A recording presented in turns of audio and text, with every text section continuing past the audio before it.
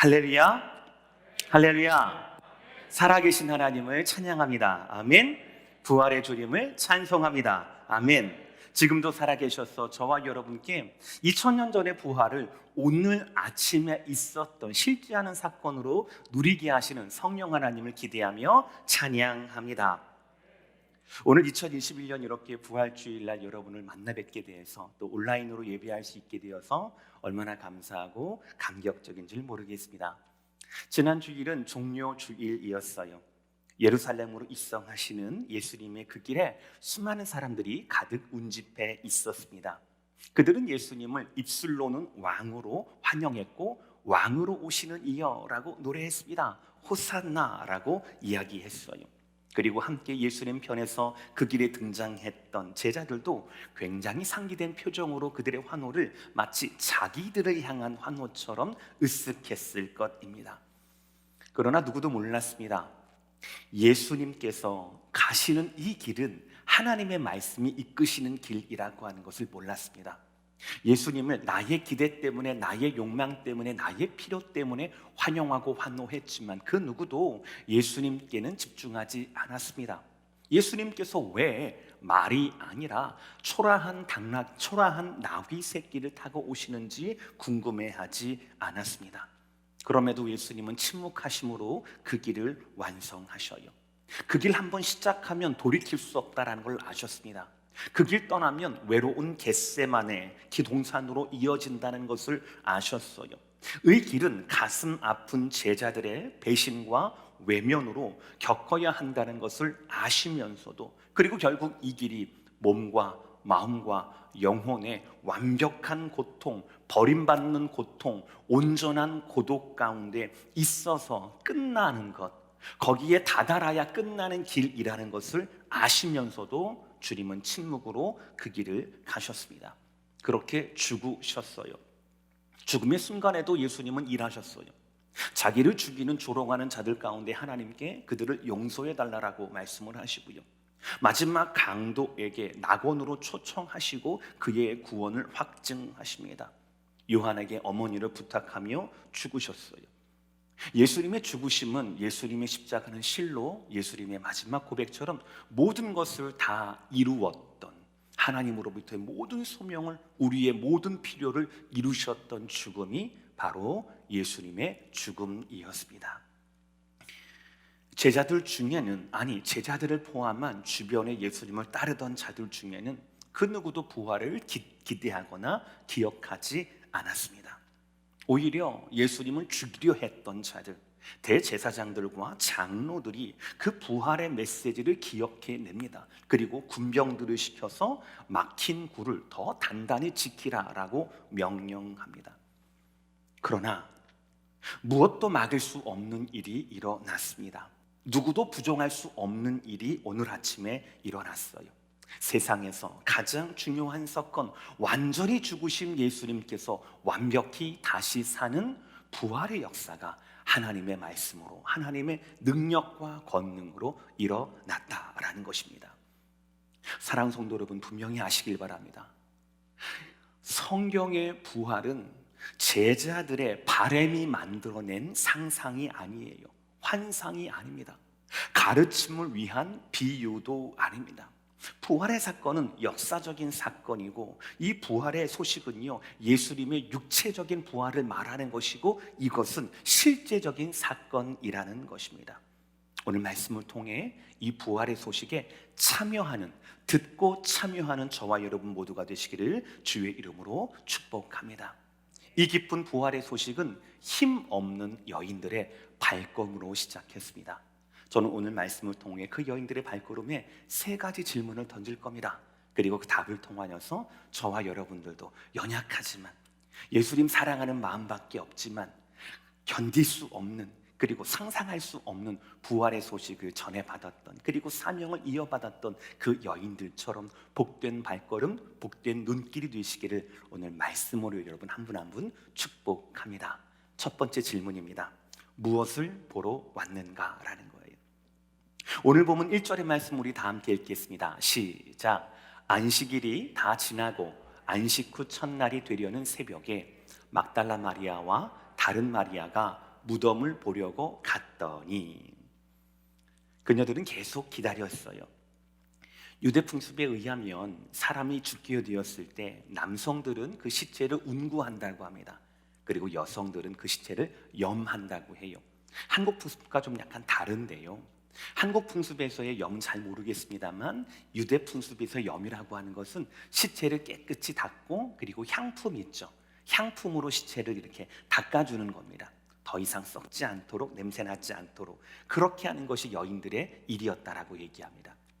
예수님의 죽으신 후에 예수님의 장사 쓴 것을 보면 시간이 너무 촉박했어요.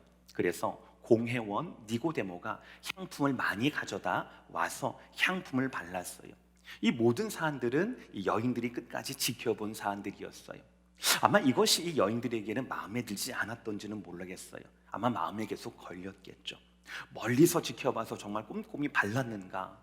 아니면 한 번도 이 염해본 적이 없는 높은 신분의 니고데모가 정말 잘했을까? 그런 마음의 찜찜함도 있었겠죠. 그러나 아마 제 생각에는 예수님의 죽음에 대한 슬픔, 그리고 예수님에 대해서 우리가 경의를 제대로 표현하지 못했다라고 하는 한스러움이 이 여인의 발걸음을 십자가 상뿐만 아니라 무덤에게까지 쫓아가게 하지 않았나라고 생각합니다.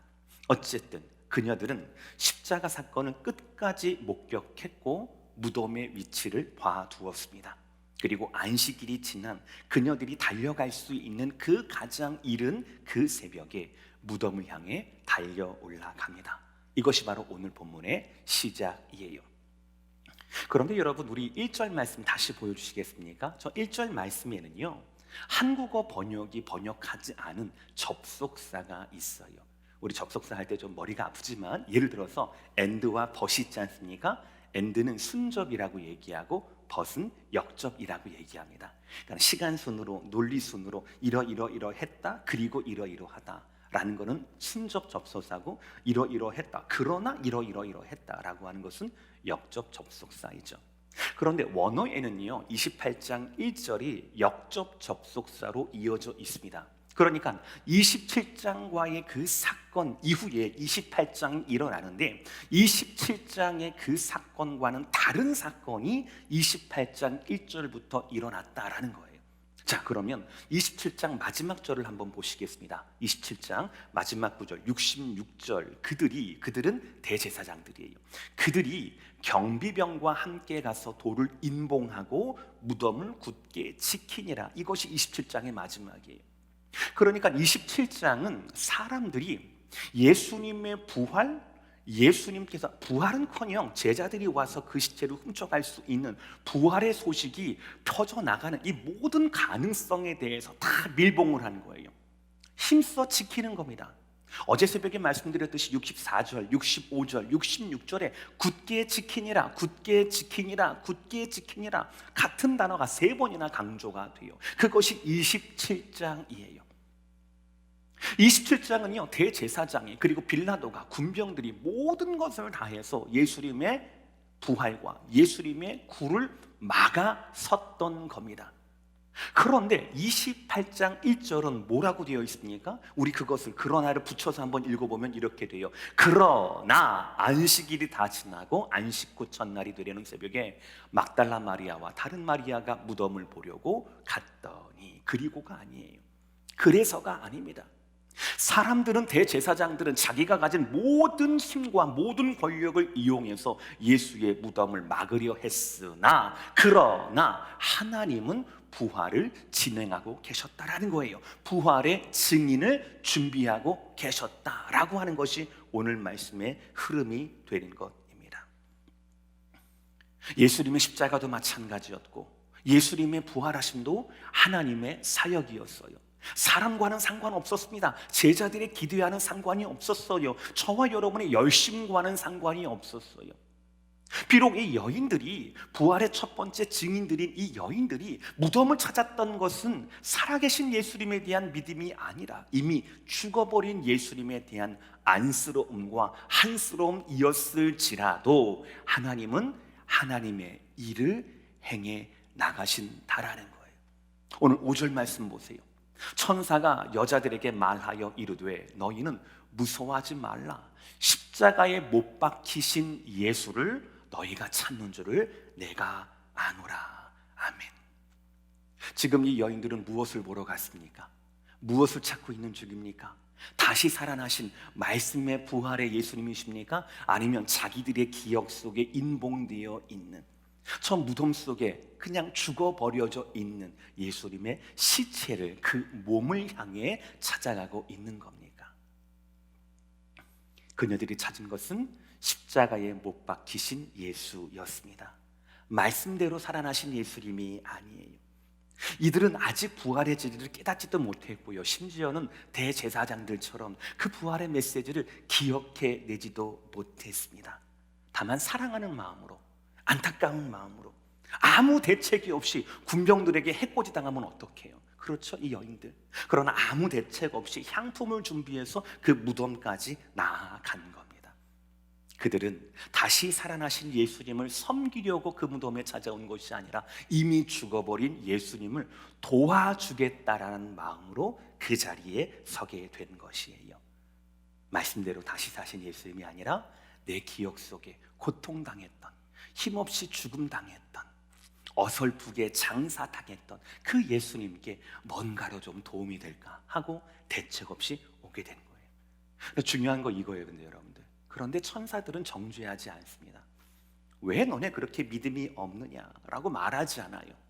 오히려 무서움에 떨고 있는 그녀들에게 뭐라고 합니까? 무서워하지 말라라고 이야기합니다. 그리고 너희가 여기 무엇을 찾으러 왔는지 내가 잘 안다라고 위로해 주셔요. 그리고 부활의 소식을 전달해 주셨어요. 사랑하는 성도 여러분, 무엇을 보러 오셨습니까? 무엇이든지 그것이 하나님에 대한 우리의 진심이면 족합니다.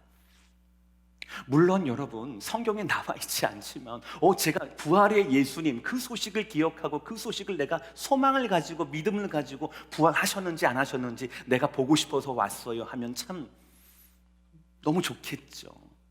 그러나 우리 영적 현실이 그렇지 않잖아요.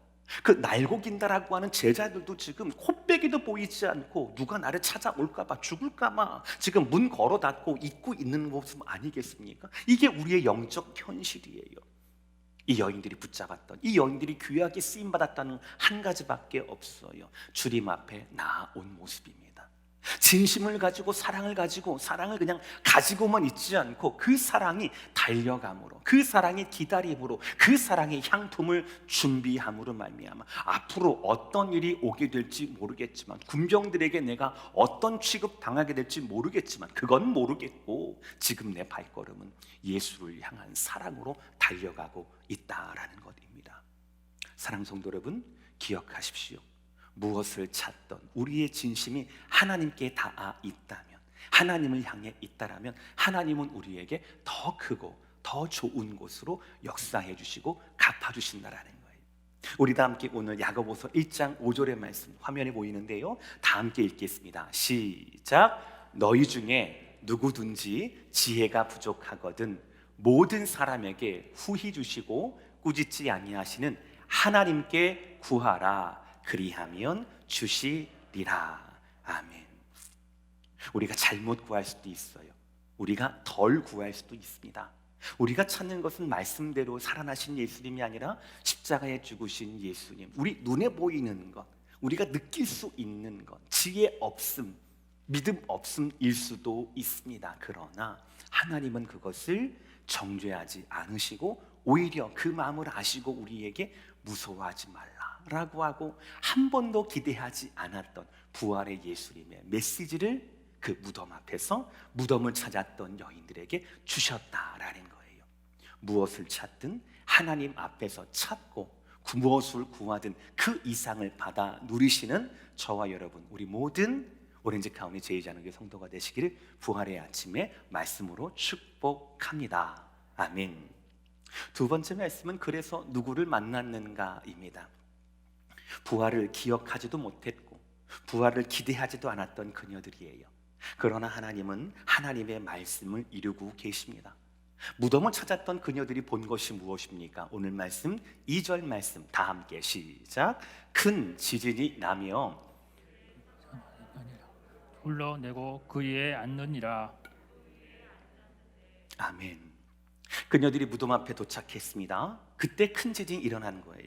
왜냐하면 주의 천사가 하늘로부터 내려왔기 때문이에요. 그리고 골을 굴려냈어요. 굴려낸 돌 위에 천사가 앉았어요. 그림처럼 딱 보이시죠? 예수님, 정확히는 예수님의 죽은 시체를 보러 왔던 여인들은 이 천사를 보고 기겁하게 됩니다. 근데 여러분 그것 아세요? 이 같은 현장에 또 다른 증인들이 있었어요. 바로 이 돌문을 지켰던 바로 군병들이었습니다. 우리 잠시 군병들 볼게요. 4절 말씀. 지키던 자들이 그를 무서워하여 떨며 죽은 사람과 같이 되었더라라는 거예요. 근데 여러분 그거 아세요? 지금 4절에 군인들은 막 죽은 자처럼 되었다, 사시나무 떨듯이 막 떨고 있었겠죠? 자기가 지키던 본문이 갑자기 천사로 말미암아, 환한 옷을 입은 천사로 말미암아 떨어져 버렸으니까 뭐 대적할 수도 없는 거잖아요. 근데 5절 말씀에 무서워하지 말라라고 천사가 얘기하죠. 그런데 무서워하지 말라라고 하는 그 대상에 이 군병들이 포함되니까 포함되지 않습니까? 포함되지 않아요. 포함되지 않아요. 같은 자리에 있었지만 부활의 소식은 이 군병들에게 끝까지 두려운 소식 그대로 됩니다. 예수님 사신 것이 내가 사는 것이 아니라 예수님 다시 사는 것이 내가 죽을 만큼 두려운 것으로 반응된다라는 거예요. 잘 들으세요, 여러분들. 부활의 성취가, 부활의 사실성이, 부활의 진리가 모든 사람들에게 진리로 적용되는 것은 아니다라는 거예요. 분명히 아셔야 합니다. 오히려 그들은 이 부활이라고 하는 역사적인 사실을 가장 먼저, 가장 가까이에, 가장 확실히 알게 된 자들이지만 이미 그들의 영혼은 저편으로 돈으로 인하여 팔려버린 뒤였다라는 거예요. 이미 그들은 그렇다라는 거예요. 28장 15절 말씀, 군인들이 돈을 받고 가르친 대로 하였으니 이 말이 오늘날까지 유대인 가운데 두루 퍼지니라. 여기서 돈이라고 하는 것은 문자적으로 은을 말하는 겁니다. 뭐가 생각나십니까? 가룟 유다가 예수님을 팔았던 바로 그 은이 바로 저 돈, 그 은이라는 거예요. 유다가 돈에 눈을 멀어서 스승을 배반한 것처럼 군인들도 마찬가지로 부활의 첫 번째 증인, 확실한 증인이 될 수 있음에도 불구하고 그들은 이 탐욕에 눈이 멀어서 매수당해서 진리를 왜곡하는, 부활의 증인이 아니라 진리를 왜곡하는 선동자가 되고 말았다는 거예요. 이들도 부활의 증인이 될 수 있었어요. 그러나 그들은 진실과 진리를 택하기보다는 거짓과 돈을 택하게 되는 비참한 지경에 이르게 됩니다. 진리를 안다고 모두가 진리를 선택하는 것은 아니에요. 오늘 본문 어제 본문이었어요. 마태복음 27장 62절 63절. 그 이튿날은 준비일 다음 날이라, 그러니까 예수님 부활하시기 전날이에요. 제사장들과 바리새인들이 함께 빌라도에게 모여 이르되 주여, 저 속이던 자가 살아있을 때에 말하되 내가 사흘 후에 다시 살아나리라 한 것을 우리가 기억하노니. 제자 중 예수님을 따르던 그 누구도 예수님의 부활에 대한 가르침을 기억하거나 기대하지 않았어요. 근데 유일하게 그 가르침을 기억하고 그 가르침대로 대응했던 사람들이 바로 이들이었어요. 이들은 부활을 기억하고 부활을 신경 쓴 유일한 자들입니다. 그런데 그럴 수도 있지, 그런 가르침이 있었나? 이런 게 아니에요. 이 대제사장들에게 예수님의 부활의 소식, 그 부활의 메시지는 흘려들을 수 있는 그런 기억이 아니에요. 왜인 줄 아십니까? 그들의 행동이 이것을 증명해요. 안식일에도 그들은 모였어요. 철저히 금하는 거거든요. 안식일임에도 불구하고 모였습니다. 이방인임에도 불구하고 빌라도의 처소에 가서 머리를 맞대어 다시 모의합니다. 요한복음에 의하면 그들이 예수님을 고발할 당시, 가장 결정적인 때죠, 예수님 죽음에 고발할 당시 그들은 빌라도의 법정 안으로 들어가지 않습니다. 왜냐하면 스스로를 지키기 위해서. 말이 안 되는 것 같죠. 요한복음 18장 28절, 그들이 예수를 가야바에게서 관정으로 끌고 가니 새벽이라 그들은 더럽힘을 받지 아니하고 유월절 잔치를 먹고자 하여 관정에 들어가지 아니하더라. 이랬던 그들이에요. 뻔뻔하지만 그렇게 자기 어떤 정함과 그렇게 정결법을 지키던 자들이에요. 그런데 그들이 그럼에도 불구하고 모였어요. 그럼에도 불구하고 빌라도 뜰에 들어갑니다. 왜입니까? 한 가지밖에 없어요. 예수님의 부활 가르침에 대한 기억 때문이에요. 넘겨들어서는 안 되겠다, 뭔가 대응이 있어야 되겠다라는 거예요. 무시할 수 없는 가르침이 바로 이 대제사장이 가지고 있었던, 기억나던 부활에 대한 가르침이었습니다. 그러나 분명한 것은 그들이 부활을 알고 기억하고 부활에 대해서 대비했다 하더라도 이 부활의 소식이 그들에게는 결코 기쁨의 소식이 될 수 없다라는 것입니다. 부활의 소식을 기쁨의 소식으로 받을 수 있는 것은 선택된 백성들입니다. 그것을 믿음으로 말미암아 2000년 전 일이지만 지금도 고백할 수 있는 자들만 부활의 소식이 기쁨의 소식으로 있을 수 있다는 거예요. 우리 같은 자들이죠. 아멘이십니까? 여인들 같은 분들이에요. 아멘이십니까? 오늘 여인들을 보세요, 여러분들. 천사를 만나 놀라던 여인들에게 천사는 너희가 이 부활의 소식을 제자들에게 전하라, 빨리 내려가라, 그리고 갈릴리에서 다시 만나자고 해라 라고 말씀하셨어요. 그리고 달려 내려갑니다. 28장 9절의 말씀, 예수께서 그들을 만나 이르시되, 아니죠, 맞죠? 왜냐하면 예수님께서 그들에게 이르시되, 우리 28장 8절 말씀 먼저 보겠습니다. 8절 말씀. 그렇게 천사들의 어떤 사명을 받고 난 다음에 이 여인들이 처음에는 천사들을 만났을 때는 두려움밖에 없었어요. 그런데 천사들에게 부활의 소식을 전해 듣고 제자들에게 향해 갈 때 이 여인들이 뭡니까? 무서움과 큰 기쁨으로 반신반의했던 거예요. 무서움도 있었어요. 그러나 비교할 수 없는 큰 기쁨이 있었어요.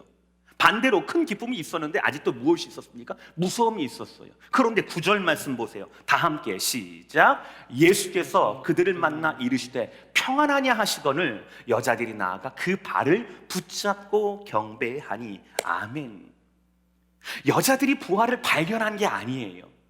부활을 발견하고 빈 무덤을 발견했어도, 그래서 천사들의 메시지를 받고 제자들을 향해 나아갈 때도 9절의 말씀처럼 그녀들에게는 큰 기쁨이 있었어요. 그러나 무엇과 함께에는 큰 기쁨이었습니까? 두려움과 함께한 큰 기쁨이었단 말이에요. 그런데 9절 말씀에서 두려움과 큰 기쁨이 같이 있었던 이 여인들에게 예수님이 직접 찾아오시리다, 발을 만졌다고 했죠. 육체적인 부활이란 사건이에요.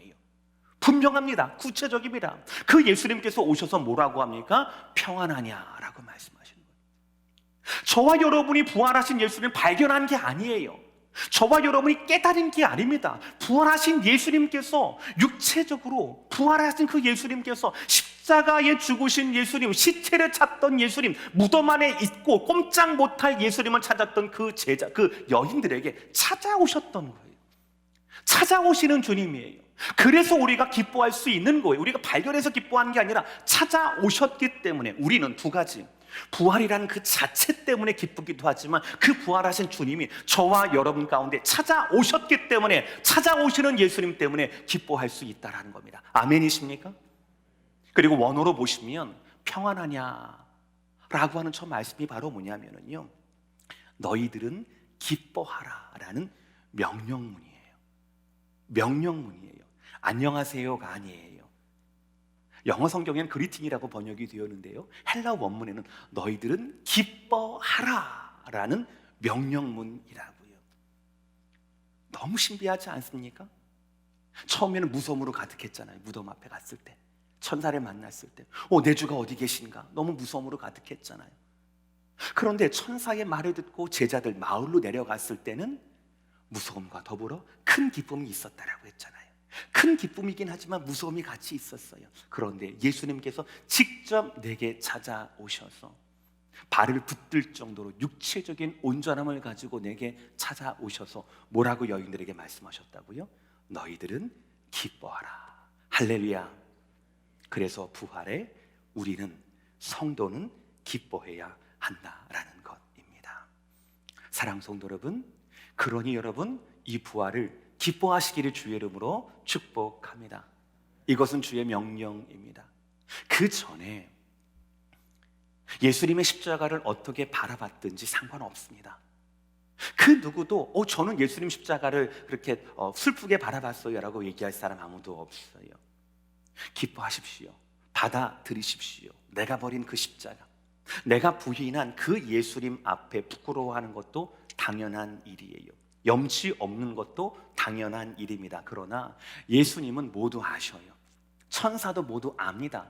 너네들이 부활한 예수님이 아니라 시체를 찾으러 온 거 다 알아요. 그런데 정죄하지 않고 오히려 예수님이 나에게 다가오시는 거예요.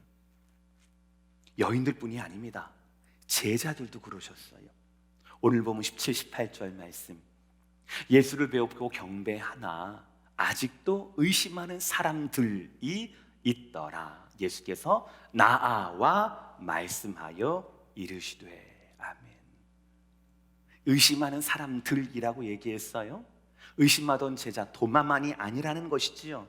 그러나 그럼에도 불구하고 예수님은 가까이 다가오셨어요. 먼저 찾아오셨어요. 저는 지난 고난주간 가운데 참 많이 은혜를 받았습니다. 강도에게도 참 많이 은혜를 받았어요. 그리고 제 마음 가운데 가장 은혜를 받은 것은 바로 뭐냐면, 예수님 부활하시고 난 다음에 예수님을 찾는 사람이 없어요. 예수님을 찾아서 만나는 게 아니라 다 예수님이 찾아오신 거예요. 그렇죠? 베드로에게 먼저 찾아가셨습니다. 엠마오 제자들에게 찾아가 주셨습니다. 길동무가 되어 주셨어요. 두려움에 갇힌 나머지 문을 닫고 꽁꽁 숨었던 제자들에게 그 문을 뚫고 들어오셨어요. 그렇게 예수님은 자기가 사랑하는 자들 가운데, 자기가 피 흘려 죽은 자들 가운데 먼저 다가오시는 분이에요. 여인들을 찾아오셨습니다. 아직도 의심하는 제자들에게 나와서 말씀해 주신다라는 겁니다.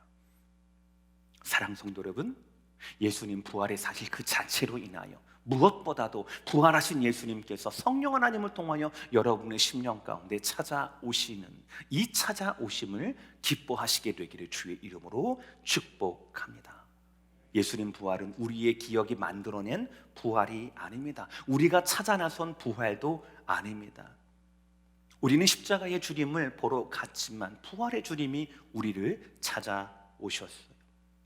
예수님은 말씀대로 사셨고, 예수님께서 우리에게 스스로 나타나셨고 다가오셨어요. 너희들은 기뻐하라 라고 명령하셨습니다. 부활은 주님의 다시 사심과 우리의 가까이 오심을 기념하고 기뻐하는 날입니다.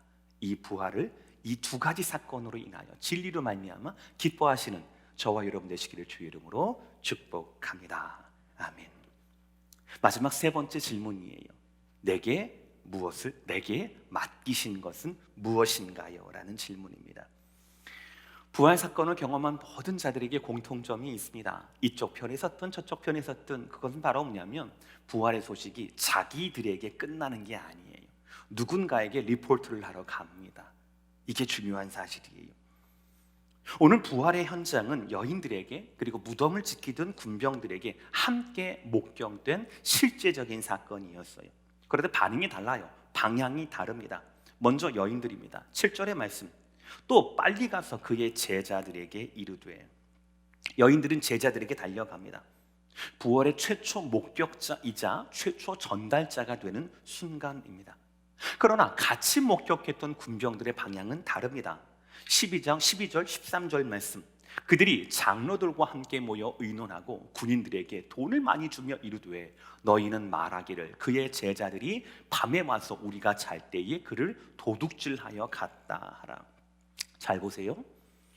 군인들은 분명히 누구의 명령으로 움직이는 자들이어야 합니까? 빌라도예요. 그렇죠? 빌라도란 말이에요.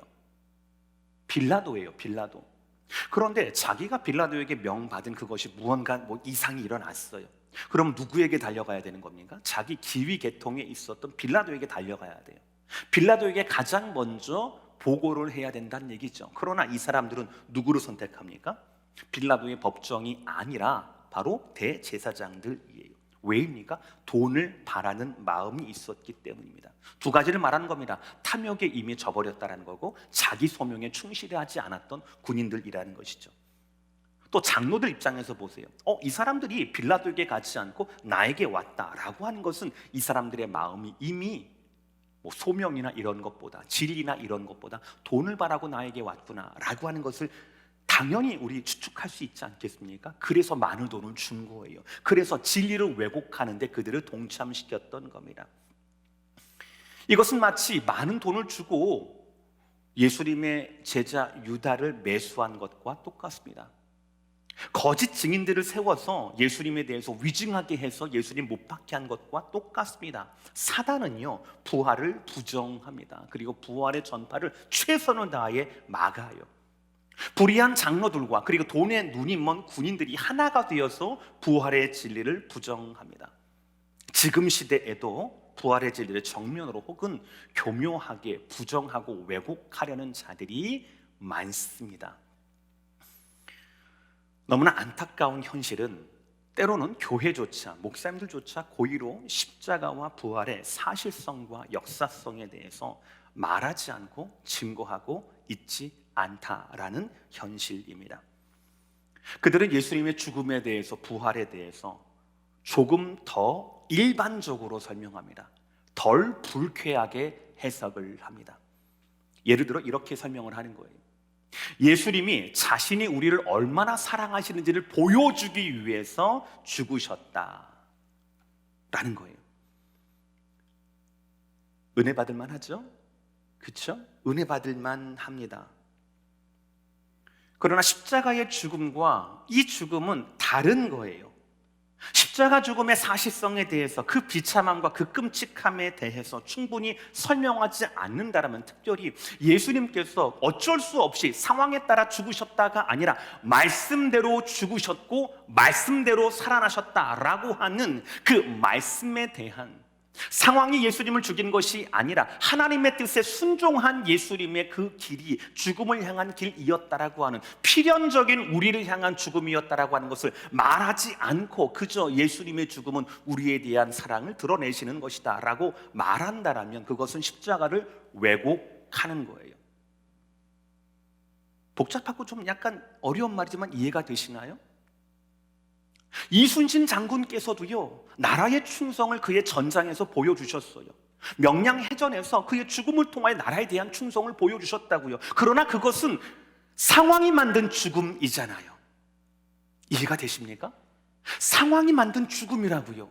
그런데 그 상황이 만든 죽음과 예수님께서 우리를 살리기 위해서 스스로 죽으신, 스스로 순종하신 예수님 십자가 죽음이 어떻게 같이 해석될 수 있겠냐고요. 많은 교회들이 이것에서 물타기를 합니다. 부활도 마찬가지예요. 부활의 메시지도 마찬가지입니다. 예수님의 부활은 환상이나 비유가 아니에요. 그래서 예수님 부활을 설교할 때 마치 부활한 것처럼, 역사적인 것, 육체적인 것은 잘 모르겠고 실제적인 건 모르겠고 마치 부활한 것처럼, 마치 각성한 것처럼, 잊고 있었던 진리를 다시 생각나게 하는 것처럼 부활을 설교해선 안 되는 거예요. 예수님은 그 십자가에서 우리의 사랑을 보여주기 위해 죽으신 것이 아니라 실제로 죽으셨던 거예요. 부활한 것 같은 예수님이 아니라 실제로 부활하셨던 겁니다. 우리는 예수님의 복음, 즉 죽음과 부활을 성경 그대로 역사적으로, 실제적으로 육체에 증거된 사건으로 저와 여러분은 고백해야 합니다. 사도들이 보았던 예수님은 완전히 죽으셨고 완벽히 다시 사신 분이었어요. 우리가 받고 전해야 하는 복음도 바로 성경대로의 복음이라는 것입니다. 성경은 이 예수님의 부활을 직접 목도한 자들에게 그 누구라도 사명을 맡기십니다. 이 말씀을 잘 들으셔야 해요. 이것이 분명한 진리입니다. 지난주에도 말씀드렸어요. 예수님의 길에 섰다라면 그 길에 동참해야 합니다. 예수님 십자가의 길은 저와 여러분들의 관상용이 아니에요. 감상용도 아닙니다. 우리가 가야 할 길이에요. 우리가 예수님의 부활을 보았다라면 우리는 그 부활을 전해야 합니다. 먼저 천사들은 여인들에게 사명을 맡겼어요. 그 사명은 이 부활의 소식을 제자들에게 전하라라는 거예요. 예수님 아까 말씀드렸듯이 부활을 아직도 의심하는 자들이 더러 있지만 그들 가운데 나가셔서 예수님이 또 다른 제자들을 향한 사명을 주셔요. 뭐예요? 유대가 아니라 모든 민족에게 복음을 전하라라는 사명입니다. 여러분, 우리 모두가 잘 아는 18절부터 20절까지의 말씀, 우리 다 함께 합독해서 또박또박 읽겠습니다. 시작. 예수께서 나와 말씀하여 이르시되 하늘과 땅의 모든 권세를 내게 주셨으니 그러므로 너희는 가서 모든 민족을 제자로 삼아 아버지와 아들과 성령의 이름으로 세례를 베풀고 내가 너희에게 분부한 모든 것을 가르쳐 지키게 하라. 볼지어다 내가 세상 끝날까지 너희와 항상 함께 있으리라 하시니라. 아멘. 사랑 성도 여러분, 부활의 사실 그 때문에 부활의 주님이 오늘 성령을 통하여서 우리에게 감동하셨다, 나에게 다가오셨다라는 것으로 인하여서 기뻐하십니까? 그렇다면 그 기쁨이 기쁨에서 끝나면 안 되는 거예요. 그 부활의 소식과 그 진리는 반드시 부활의 소식을 전해야 하는 사명을 낳습니다. 100% 그래요. 부활의 사실을 목격한 사람이 한 사람은 제자를 향한 사명의 길로, 다른 한 부류는 대제사장들에게 이 부활을 왜곡하는 발걸음으로 변했다라고 하는 사실을 기억하시길 바랍니다. 이 중에 예외는 없습니다. 예외는 없어요. 십자가의 길에 섰다라면 그 길을 따라야 합니다. 명령을 들었다라면 명령대로 행해야 합니다. 지상 명령이잖아요. 부활의 현장에 있었다라면 그 소식을 전해야 합니다. 이것이 하나님의 뜻이에요. 마지막 문장 뭡니까? 볼지어다 내가 세상 끝날까지 너희와 항상 함께 있으리라. 우리가 가야 할 이유, 우리가 제자 삼아야 할 이유, 우리가 세례를 베풀고 우리가 주의 복음을 가르치고 가르칠 뿐 아니라 그들을 지키게 해야 할 이유가 바로 이 말씀 가운데 있어요. 결코 쉽지 않은 사명입니다. 겁나는 사역이기도 합니다. 그러나 우리가 부활을 기뻐하고 우리가 기대할 수 있는 이유가 뭐냐면 주님이 세상 끝날까지 우리와 함께 하신다라는 저 약속 때문이에요. 사랑 성도 여러분, 예수님은 언약대로 죽으셨어요. 말씀대로 다시 살아나셨습니다. 그리고 우리와 함께 하시겠다, 세상 끝날까지 너와 함께 하겠다라고 약속해 주셨어요.